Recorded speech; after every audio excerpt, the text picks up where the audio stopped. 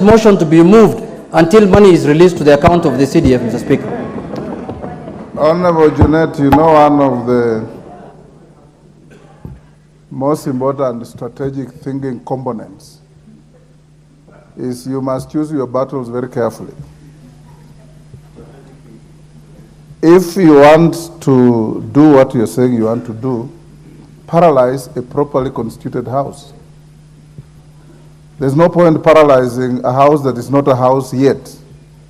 Because if you do that, even if you want to frog march the minister here, to flog him and grill him and do whatever you want with him, he cannot come because you will not be properly constituted. So choose your battles very carefully. So what I have a letter which I'll share with the majority and minority leaders from the minister dated 9th January 2024 to Mr. Speaker, detailing how they intend to disburse your funds. And now it's up to them to also do a follow-up. I'll ask the clerk to pass it on to them. The Speaker is not in the habit of reading letters written to him or on the floor of the House. The letter will be shared between the leader of the majority party and the leader of the minority party. After we constitute the House Business Committee, I'll give them more direction on what to do.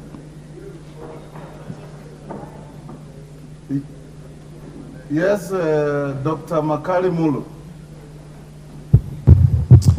Thank you very much, Honorable Speaker. Honorable Speaker, I want to start by wishing all the members a Happy New Year, including yourself. We agree with your direction, Honorable Speaker, and we respect it. But I think it's also important to learn the lessons.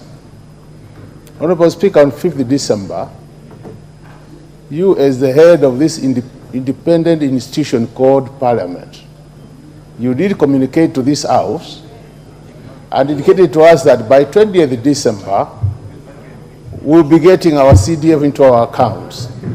So even as we support you, Honorable Speaker, our concern would be a situation where the Honorable Speaker, who is the head of this institution, will keep on giving official communication to this House, and the letter and the spirit of that communication is never respected.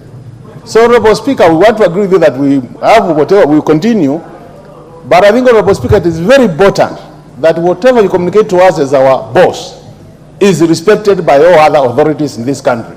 I thank you, Honorable Speaker. I think we should, on the same issue.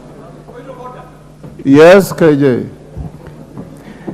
Mr. Speaker, I rise on standing order number 1. Mr. Speaker, I would require your attention. Yes. Mr. Speaker, I'm rising on standing order number 1, invoking your discretion, asking for you to actually call this House to order and get onto the procedural business that we need to do so that we can constitute this House properly, because everything that we discuss now, it holds no water, Mr. Speaker.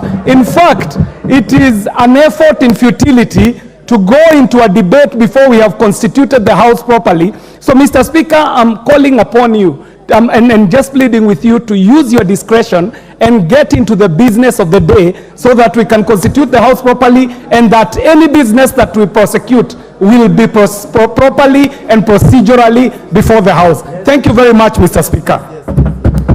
Thank you. Next order.